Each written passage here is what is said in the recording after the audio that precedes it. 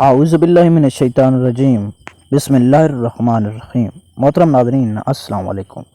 ناظرین، آج کی اس ویڈیو میں ہم ایک پر اثر اور مختصر واقعہ پڑھنے جا رہے ہیں، ہو سکتا ہے جو کہ آپ کی زندگی کو مکمل تبدیل کر دے۔ یہ واقعہ ایک نیک مالدار شخص کا بیان شدہ ہے۔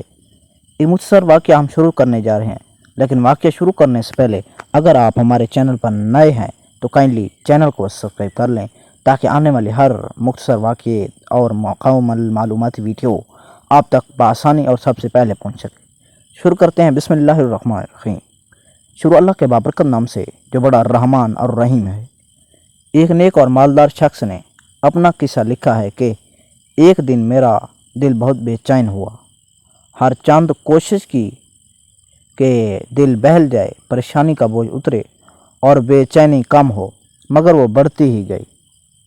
بالآخر تنگ آ کر باہر نکل گیا اور بے مقصد ادھر ادھر گھومنے لگا۔ اسی دوران ایک مسجد کے پاس سے گزرا تو دیکھا کہ دروازہ کھلا ہے۔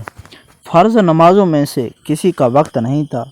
میں بے ساختہ مسجد میں داخل ہوا کہ وضو کر کے 2-4 رکعت نماز ادا کرتا ہوں، ممکن ہے کہ دل کو راحت مل جائے۔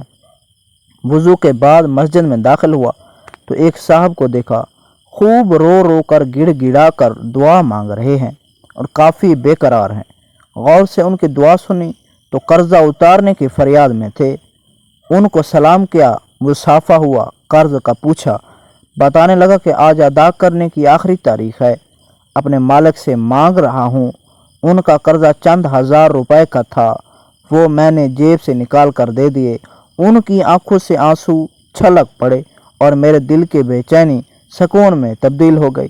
میں نے اپنا وزٹنگ کارڈ نکال کر پیش کیا کہ آئندہ جب ضرورت ہو مجھے فون کر لیں، یہ میرا پتہ ہے اور یہ میرا فون نمبر۔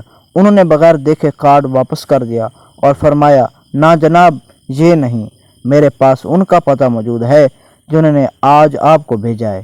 میں کسی اور کا پتہ جیب میں رکھ کر ان کو ناراض نہیں کر سکتا۔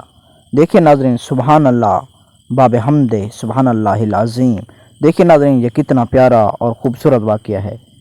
ایسے اللہ سے فریاد کرتے رہیں، انشاءاللہ آپ کی نیک دلی مرادیں حاجات انشاءاللہ پوری ہوں گی، اور چینل کو لازمی سبسکرائب کیجیے گا۔ شکریہ۔